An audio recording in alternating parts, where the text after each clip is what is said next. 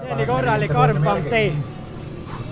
Nii sketširada oli lihtsalt, et kõik ujus, sooned, värgid ja kui käsi jäme ka on, no siis on ikka...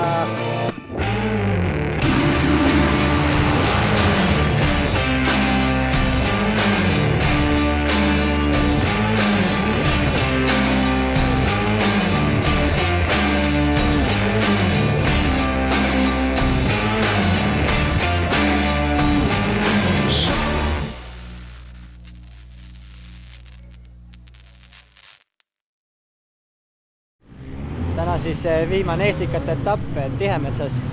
Meil tuli selline huvitav projekt, et ma olen eelmist aastast MX2 võistlusmootori järgi, et viskasime ta raami ja tuleme siia MX2 klassis, et vähe põnevam vlogi jaoks materjali ja samamoodi, et endal ka üle pika aja põnev, et kuna mul see füüsiliselt taastumine on ka raskemalt läinud, kui ma oleks alguses arvanud, siis MX2-ga natuke kergem, lihtsam sõita endal ja põnevust ja teravust juurde, et noortel ka huvitav, et endal ka huvitav näha, kuidas noored praegu kihutavad.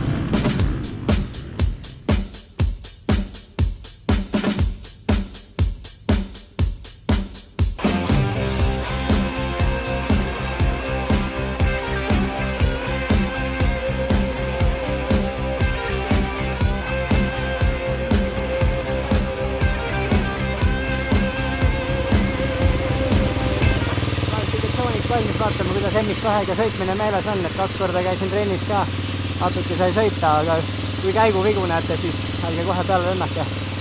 Mis siuke esimese asjana kohe silma hakkab, kui 4,5 pealt uuesti 2,5 peale? No et T2,5 on nagu õmblusmasin, et 4,5 on ikka traktor, et seal on võimu ja tõmmet, aga 2,5 on selline, et sa rohkem saad ise teda juhtida, et ta on nagu kergem mängida. Aga samas sa pead ise jälle agaram tsikli peal olema, et käigud üles-alla, et ta nõuab rohkem jälle liigutamist tsikli peal.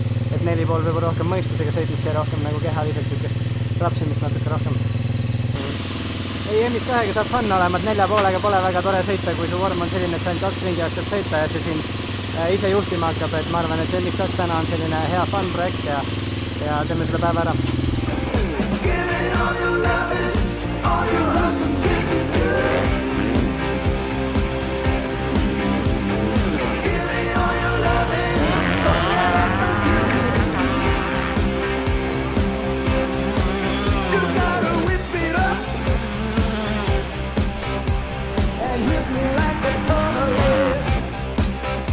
Nii ajasõit siis tehtud, et MX2-ga oli päris äge lasta, rada oli veel praegu päris sile ka, et võib-olla ise nagu sõidu mõttes, et ma 2 trenni tegin, aga ikka nagu automaatselt lähed nagu 4,5 sõidu peale, et käik jäi mõnes kohas suur sisse ja siis mõnes kohas jälle võib-olla lasin nagu pilli liiga pöördesse, rapsis nagu üle, et lasin tagaratast vallidest läbi ja ma arvan, et tuleb sellest suhtes äge päev, et saab võidusõita ja saab siukest kerget tsiklit nautida. Valliga veel tsiklit maha ei saanud müüdud, aga kui 2 sõiduvõitu ka tuleb, siis keegi tahab selle ära osta. Paar tundi ainult sõitnud ja full race spec, et hit ja DMs.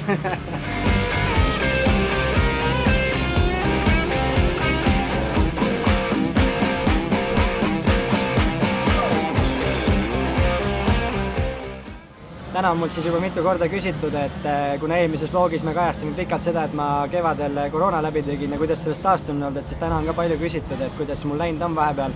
Ja ma pean ütlema, et tegelikult see on ikkagi oluliselt raskem ja pikem protsess olnud, kui ma nagu arvanud kunagi oleks. Et siiamaani tegelikult ikkagi keha ei tule koormustega väga hästi toime, et ma olen küll paremaks saanud hingamise asjad, aga üleüldises mõttes ikkagi nagu trenni koormust ja keha taastumine võtab ikkagi aega. Et mõtlesingi, et siit äpist näitan ka. Mul on selline treening äpp, mida ma kasutan, et koormustest taastumine kõik näha oleks. Et eile oli rahulik päev, et valmistin võistluseks ette, aga oleks oodanud sinna 90-80% juurde recoverit, aga tuli 70. Et siin on näiteks täna hommikune trenn, pulss käis ka päris kõrgele, et maks oli 188 ja keskmine 158, et muidu mul ikka kvalifikatsioonis nii kõrgeks nagu läinud ei ole.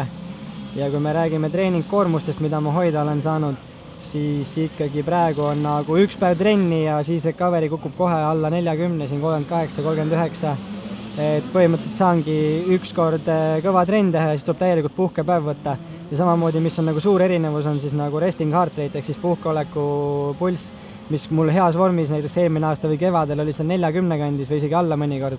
Et siis praegu on niimoodi kui hästi on keha taastunud 51, 52, 53 ja peale koormust näitab see kohe ära, et ma ei ole nagu ära taastunud, on see, et järgmine hommik on pulss 57 ja 58, et see on ikkagi ülikõrge hommikupulss, eriti minu kohta, kes on tegelikult eluaeg nagu madala pulsiga olnud. et eks see on pikk protsess ja eks ole näha, et kui kaua mul siis täielikult taastumine aega võtab ja millal me siis päriselt nagu suurte treeningkoormuste juurde tagasi saame jõuda. Et nüüd on MM-ilt ka palju kuulda olnud, et näiteks Prado, kes eelmine aasta sellega, ütleme eelmise aasta augustis vist oli Lommel etapp, kui ta Covidiga siis välja langes hooajalt ja et tal oli selle kevadeni lausa olnud nagu mingisuguseid probleeme kehaga, et ei toimi päris nii nagu peab, aga eks loodame, et pigem kiiremini kui aeglaselt see taastumine käib ja enda poolt teen kõik, et läheks kiirelt.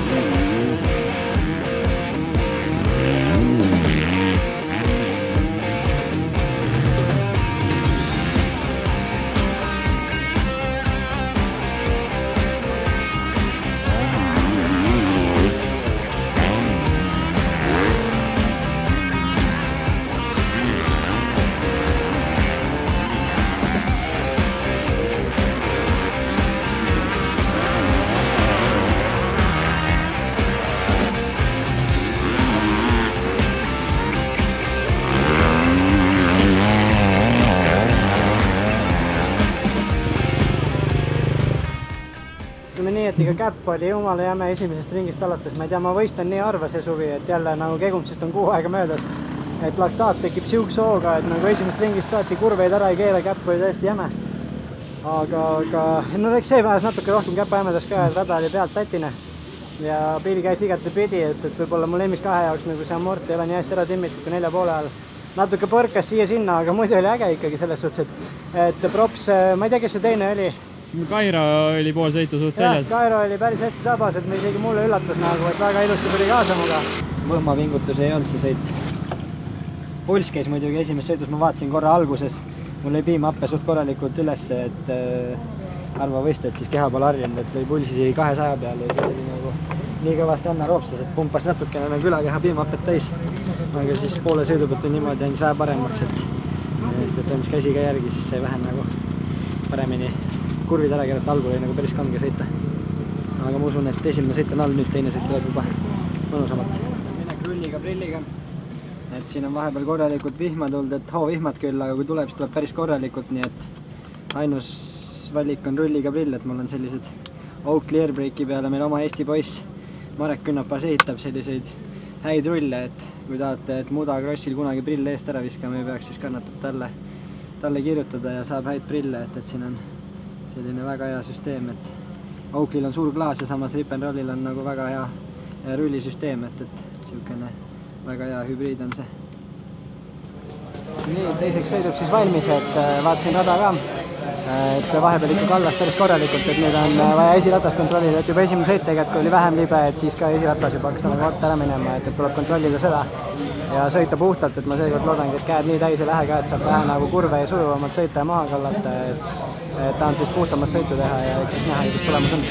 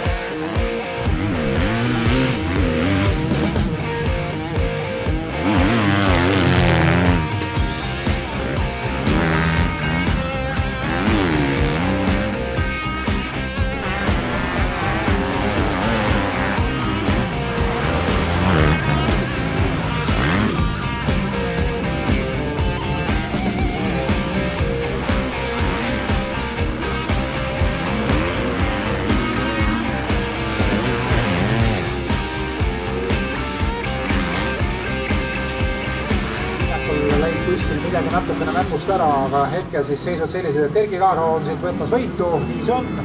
Erki Laano esimene, teine nüüd sõitmisel neid päevaautosid ja Eesti meeskond ja 4,1 tapusõidusti alla tuleb Peeter Kiila. Saab vähemalt porisab maha Vesto asjalikult ja siis tuleb juba see oli korralik armpamp-tei. Nii sketširada oli lihtsalt, et kõik ujus, sooned, värgid ja kui käsi jäme ka on, no siis on ikka keeruline selles suhtes, et igal juhul pull päev ja vaheldust, et väga palju agaramalt peab ikka võrriga sõitma, selles mõttes kihvt.